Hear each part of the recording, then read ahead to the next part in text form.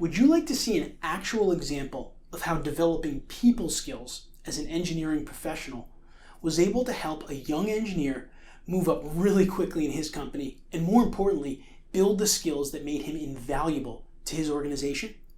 In this video, we'll put the theory aside and I'll take you behind the scenes and share an inspirational story with you.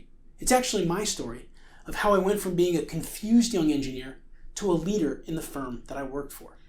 So please stay tuned and watch the entire story, which I believe will be helpful to you in your career journey. Firstly, in the last 4 videos, we covered a lot of groundwork, and I showed you how to quickly get started with consistently developing the people skills that you'll need to become a great engineering manager and leader. And I actually walked you through our entire blueprint that we help engineers implement at EMI. Now, in case you haven't watched the first 4 videos yet, make sure you catch up because a lot of the information that I've been giving is more valuable and up to date than what you'll get in most paid courses. You can find the link to the page with the other videos in the description below. In this video, we're going to do something slightly different. I want to share my story from a confused engineer to a successful leader in the field. So here it goes. When I was a young engineer, I became really confused as to where I wanted to go in my career, because the engineering industry can be very overwhelming, especially to a recent graduate or even an engineering professional within the first 10 years of his or her career. There are a lot of decisions that have to be made around what discipline you're going to go into. Should you get a master's degree or not? What certifications or licenses should you pursue? And so while I was dealing with all of these decisions, there was one thing that I was clear about. I wanted to be a leader in the company that I worked for. And because it happened to be a private consulting firm, that also meant that I was striving to become an owner or a partner. But in general, I wanted to become a leader in the firm. And so I got dejected to the point in my career where I actually left the industry for a short time because I was overwhelmed.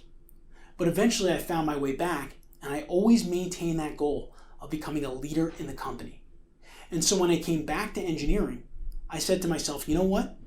I've got to get more strategic about this. I've got to get more focused. So I took a good look at all of the leaders and partners in the firm that I worked for, as well as some of the leaders in the industry that I knew throughout my network. And I noticed a very specific pattern among them, which was that in addition to their technical skills, they had really strong leadership skills, including soft skills and people skills. All of the skills that I hadn't learned in engineering school. They could communicate effectively. They became experts. They got out there and they spoke in public in front of entire companies or departments or even prospective clients. They built relationships which allowed them to find new opportunities for their companies or find new employees for their firm. And they were super productive. They always knew exactly what to work on and what not to work on. And so I decided to develop all of those skill sets. I read over 100 books in a couple of years. I watched a ton of videos. I bought some online training courses and I started to see my skills improve. And one day my boss came up to me and he told me that they were giving me a promotion and a raise. And it happened a few more times that same year. And that really turned a light bulb on for me to say, wow, any engineering professional can build these skills and probably take off in their career if they only knew how. So I started thinking about that more and more. And believe it or not, my same boss came back to me and said, Anthony, we actually were wondering if you'd be willing to go around to our other offices in our company and provide training on these skill sets to our other engineering professionals. And so at first I was nervous about it, but I ended up doing it. And long story short, I ended up building an internal management and leadership training program at the company. And I enjoyed it so much that I signed up and attended executive coaching school in the evenings. And then eventually I joined Toastmasters and learned how to speak much more effectively. And when I saw the number of engineering professionals in the one company that I worked for that struggled with those skill sets, especially people skills, I knew that I had to get out there and help more engineering professionals. So that's why 10 years ago, I left engineering and I went out and I've since traveled around the country and I've been helping engineers develop these soft skills and people skills in an effort to help them become great managers and leaders. And I share this story with you because for some reason, so many engineering professionals either don't know that developing these skills will put their career into hyperspeed in terms of progressing, or they don't know how to develop the people leadership skills that I've been talking about in this video series. So please let my story serve as an inspiration and also a wake-up call to realize that you're probably not good at these skills, especially if you only went through engineering school and didn't take any additional developmental programs. And this is mainly because you weren't taught the skills, and they're not skills that are easy to master. However, I learned them, and you can too.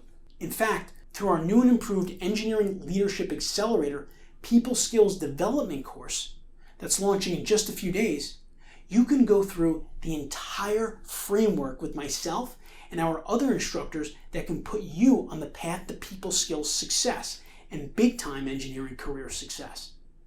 Imagine being able to learn how to communicate effectively, build expertise, become a better public speaker, network and build relationships, and become super productive.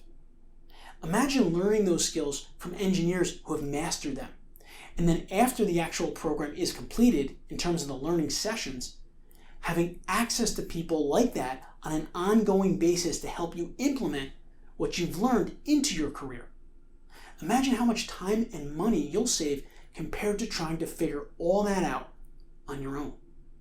Now, as you can imagine, it's impossible for me and our instructors to work with everyone. In fact, we like to keep our development courses relatively small to make sure that everyone can get the support and help that they really need. So as much as we at EMI would like to help everyone, we can only accept a small number of new students in this next live session of the ELA course in order to really provide the results that you want. So please, understand that this is a genuinely rare opportunity and spots will be granted on a first-come, first-served basis. This is literally the best program that we've ever created at EMI.